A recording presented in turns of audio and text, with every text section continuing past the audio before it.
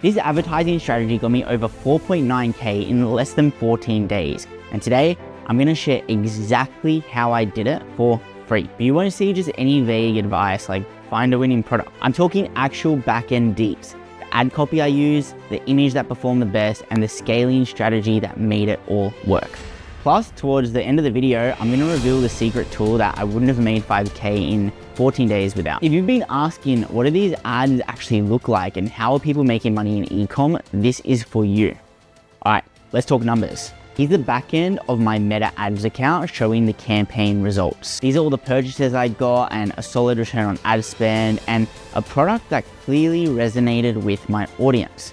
But there's something you need to get right before you even use my campaign strategy, otherwise the whole thing will flunk. Trust me. Probably wondering first off, what product got all these sales? Well, it was this giant dog tennis ball. Now here's why this product works so well. It's unique, attention grabbing, and it solves a simple problem, putting a smile on your dog's face. Pet owners feel happy when the dogs become happy. I just had to tap into that emotion. If you don't choose a product that taps into a pain point or a customer hope or dream, you're not going to be able to win with any ad strategy. It doesn't matter how good it is. If you want to learn how to choose the right product for your store to ensure you don't fail when you implement my ad strategy, I wrote a blog on this, link in the description. But the product is just one piece of the puzzle. The real magic was in the ad campaign strategy that made this product shine. All right, let me show you exactly how I set it all up. So these are the results I got. I ran a USA campaign and an Australian campaign, and overall we had 105 purchases in total. Fantastic. Now, the thing you want to remember with advertising, whether it's on Meta, whether it's on Google, whether it's on any platform, is that there's generally three levels. There's the campaign level, which is this level. Then there's the ad set level, which is all of these levels. And then there's the ad level. And ads sit inside ad sets. And ad sets basically control certain settings. And then campaign is like the bucket for all of those ad sets and ads. So let's look at the Australian campaign because that one went really well. And we'll look at how I structured it. Now, initially I didn't have all these ad sets. So how did I get here and how did I start getting all of these results? Now you can see here that on some of these ad sets, I made amazing profit. So you can see like $13 per purchase and my cost was about $10 and the what I was selling it for was $40. So I was making around a $20 profit roundabout, right? So then some of them were unprofitable. So like this one was unprofitable, this one was unprofitable, this one was unprofitable. But you can see the ones that were profitable, I kind of tried to scale on those and make more money. So how did I do that? Where did I start?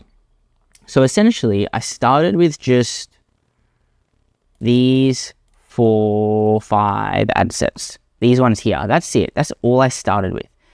And within each one, I did the same audience settings and I had a different ad.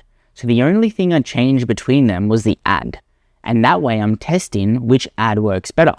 So if we look at this one, for example, this is how I structured my ad set. So I'm running a sales campaign. That's the campaign objective I chose. And then in the ad set, I chose website for conversion location. And then I optimize for purchases. So you select your goal, which is maximize number of conversions. You select your pixel, which is they're calling data set now.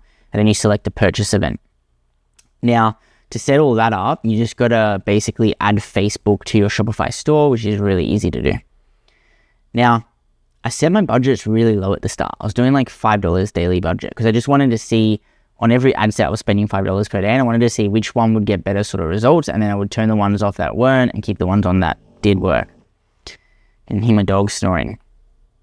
Now for the audience, I chose Australia, and I chose 18 to 65, all genders. I didn't choose any interest. Now, I can come in here and type up like dog, like people who've shown interest in dogs and whatnot.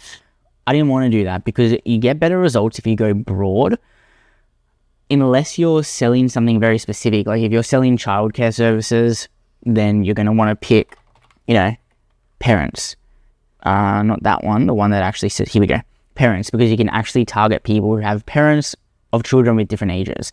And it's a demographic target, not an interest target, which means it's actually Facebook and Instagram bucketing these users based on what information they've given to Facebook and Instagram. So if you're doing a business like that, then it makes sense. But otherwise, keep it broad. It's going to work better.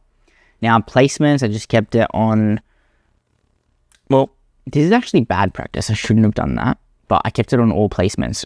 What you really want to do is click, and I've learned this now, is you want to click manual placements, and you want to change it so that you get rid of apps and sites, you get rid of search results.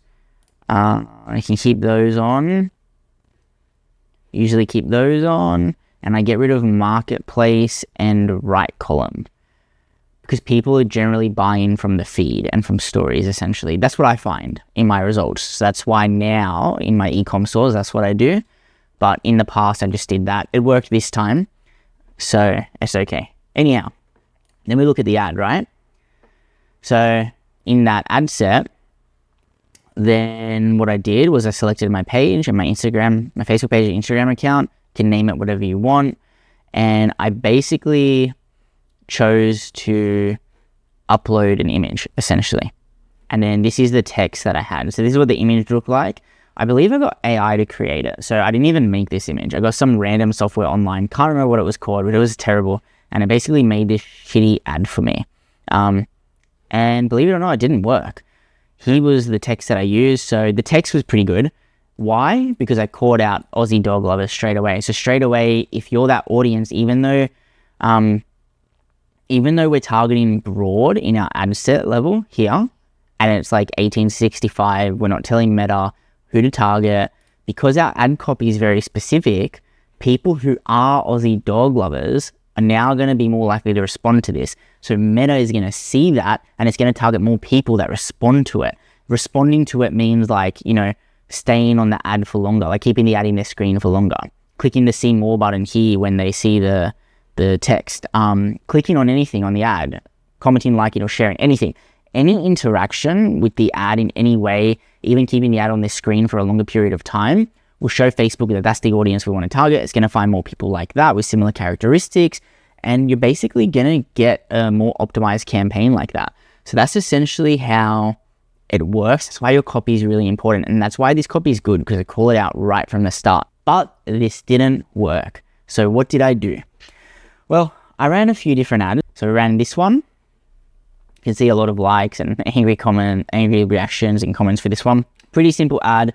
The copy was exactly the same. I didn't change the copy. I just changed the creative. So all I was testing was which creative works better, right? Then we had this ad, which was a video. So I'll show you what this looked like.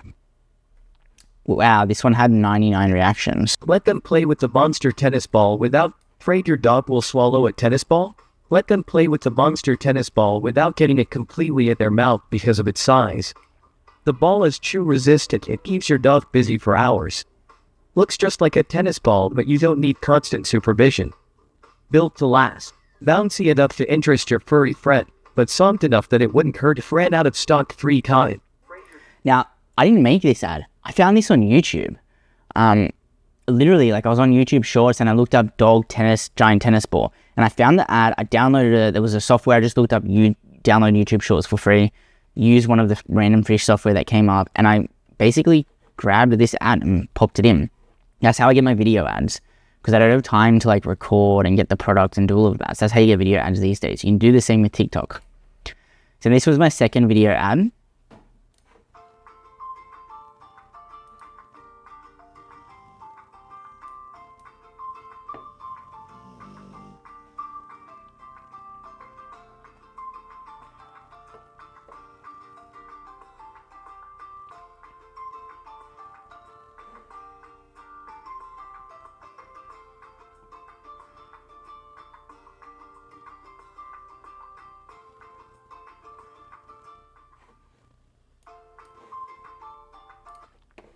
All right. And this was my last ad, which obviously you've seen the other ads. So we had 5. This was the other AI image ad that occurred. And what was interesting was only 2 of them actually had add to carts. So when I look at my ads to determine, which is working and which is not, there's a few things that I really consider. So I'm just going to go to this level so we can just look at those 2 ads and look at what actually happened, right?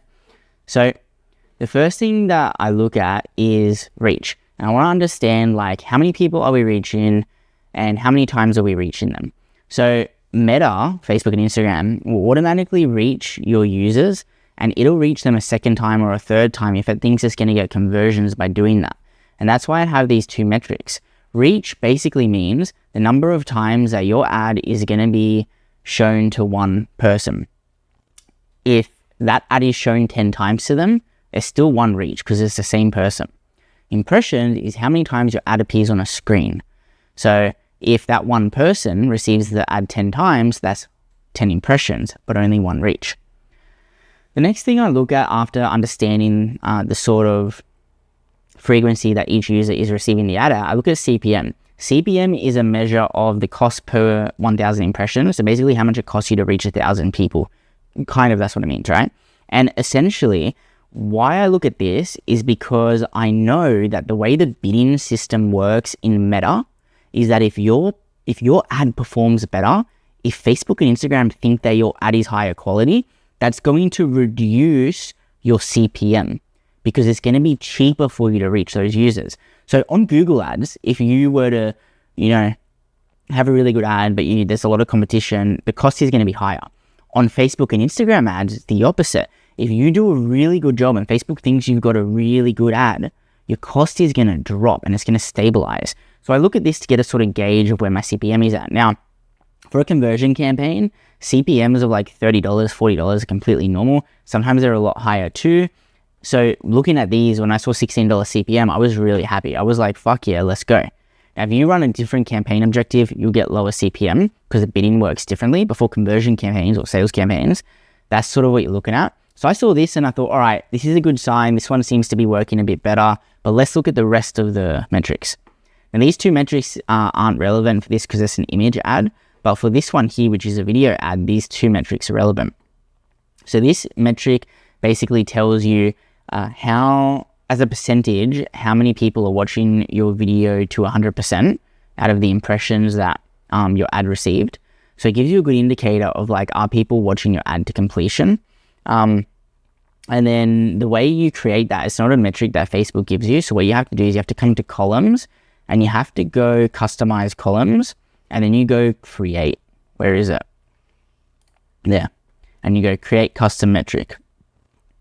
And then you can like pop in metrics here, like impressions divided by, actually, I think it was video views to 100%. Okay, I forgot what the metric was called. Yeah, it was video plays at 95% divided by impressions. And then you can name it whatever you want. I'm just calling it that, whatever. And then you do it as a percentage and then create it. And then what's going to happen is you'll be able to select it from here, which I've done here. You select it, it goes in your column, right? And then you can see it. So that's what I've done here. And that's the, that is the formula I used. Now, the thumb, I wasn't really too concerned about that because 4.51% is kind of like, it's always pretty low. So I'm like, okay, what I really cared about was thumb stopping rate. So thumb stopping rate basically measures the percentage of views that go over 3 seconds. Now, why is that important? It's essentially measuring how good the hook is. So if you look at like my YouTube video here, if you're still here, it's not because the content was good, although that might be part of it. The real reason is because the hook was good. So the first like 5-10 seconds was really good. Now, for YouTube videos, obviously videos are longer, so you have a longer hook. For Facebook and Instagram ads, you need to hook people in straight away. So the first 3 seconds of the video needs to be so good that it stops the user from scrolling and keeps them in. And then once they're in, then you have the chance to get that click, conversion, and money. So anything higher than 30% is really good here. So when I saw 46%, I was fucking shocked.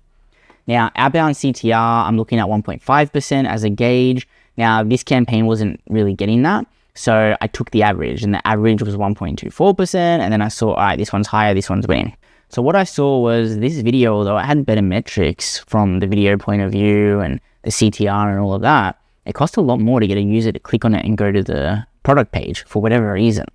Now, in saying that, it had more add to carts and it had more purchases. However, the cost per purchase right over here was just much higher, pretty much double. So I wasn't making profit with this. What did I do? After checking all the metrics and finding my winning creative, I basically turned off these ads here. So 1, 2, 3, 4. I turned them off. I kept this ad here running because it was performing well. And then what I did was I duplicated this ad. So I clicked edit, found it, clicked on that, and clicked duplicate. And I didn't change anything but the budget. So all I did was I duplicated it here. And if we look at this, I was spending $20 a day. And I changed it to $200 a day. And that's all it changed. I didn't change anything else. So you're probably thinking like, why the fuck would you just duplicate an ad set? Why wouldn't you increase the budget on the first one? Well, this is a process known as horizontal scaling. Horizontal scaling is when you duplicate an ad set and change nothing but the budget or the audience in order to reach more people without impacting the first ad set. So Meta has this thing, right, where if you're running an ad set, the results will be shit at the start. And it's going to try and the algorithm will try and find the right people to target. As it finds the right people to target, your costs will get lower and the results will stabilize if you've got a good ad, right? And that's the theory behind it. Now, that's exactly what happened with me. This ad set here stabilized. If I then just tried to spend more on that ad set and increase the budget to $200 a day without duplicating, this ad set that I'm running that was working will now fluctuate because it re-enters the learning phase. So if you make a big change to an ad set, then the algorithm is going to have to relearn because you've made a big change. So the idea is you don't make a change to something that's working, you leave it, you duplicate it, and then you either increase the budget in the duplicated one or leave the budget the same and don't change anything, or you could even add an interest in the audience section. You could play around with that. So what I did was I just duplicated it and increased the budget to $200 a day because I was getting $27 a purchase, which was amazing. So I duplicated it and I started getting $37 a purchase. I'm like, all right, cool. Then I duplicated it again, and this time I ran the exact same ad, but this time I did $50 a day. The reason I went 50 and not higher is just because I was already spending $220 a day, so I wanted to increase it to $270 because that was my budget at the time. I didn't want to go too high, right? Then that wasn't really working, that ad set, so I turned it off and I duplicated it again and I changed the next one to $20 a day. So I was running 3 ad sets. I was running one for $200 a day, one for $20 a day, and another for $20 a day. So all up, I was spending $240 a day.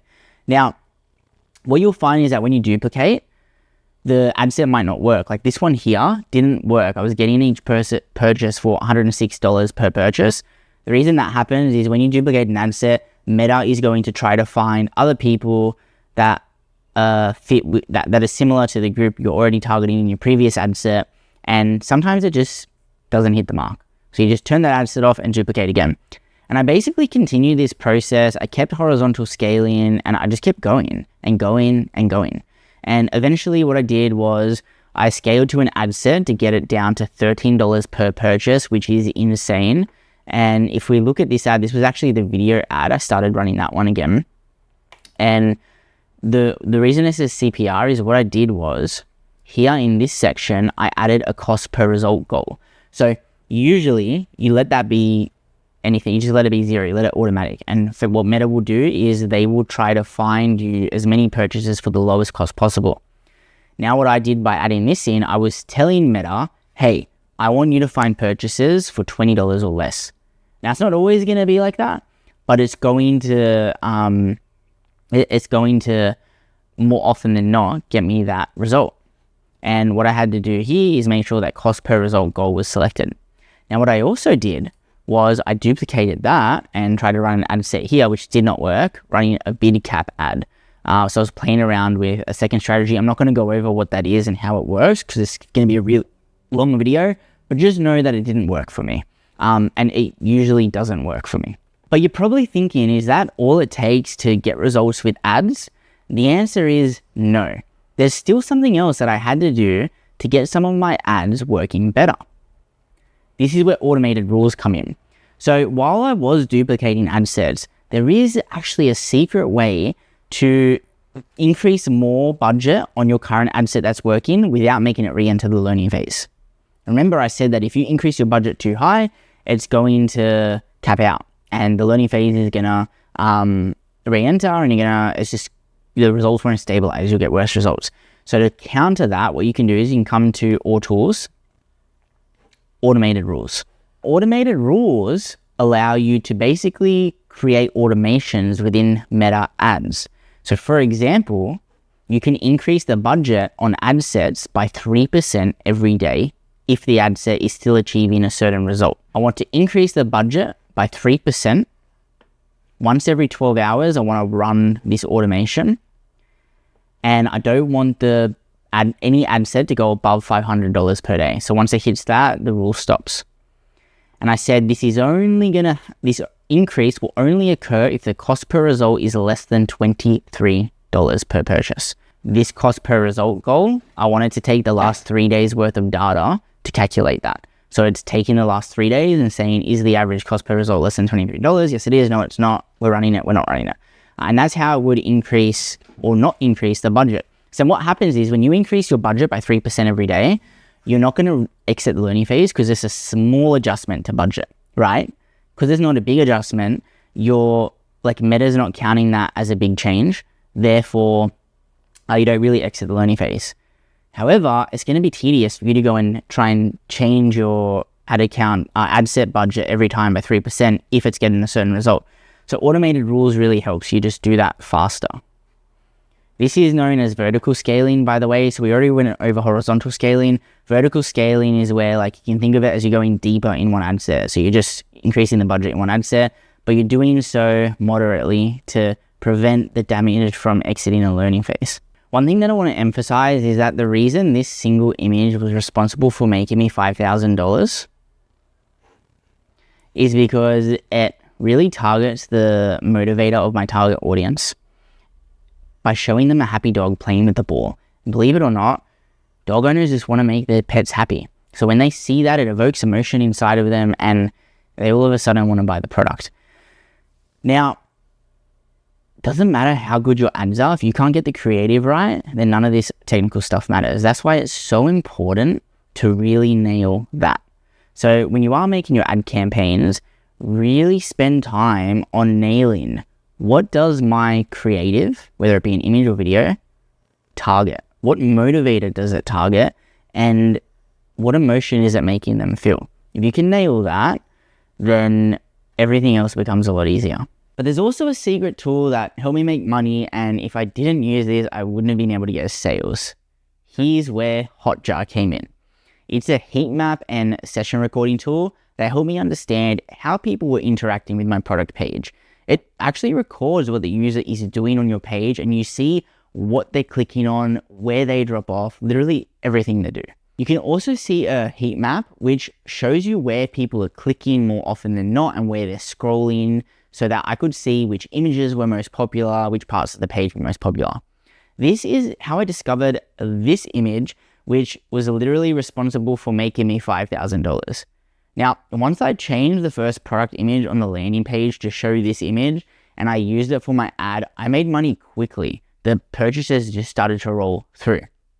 So my advice, use Hotjar. It's going to give you insights that other tools won't. But now I want to hear from you. What challenges are you facing with your ad campaigns? Drop your questions in the comments and I'll do my best to answer all of them. Also, if you found value in this vid, please make sure to give it a thumbs up and subscribe. If you don't, I'll get my dog to do a shit on your carpet. Isn't that right, Jet? Want to do a shit on my non-subscribers? Good boy. Anyway, I'll be sharing even more strategies, experiments, and behind-the-scenes tips to help you crush it in dropshipping. And don't forget, on this channel, we're making one dropshipping store a month to show you whether it actually works or not. Peace out. Woo!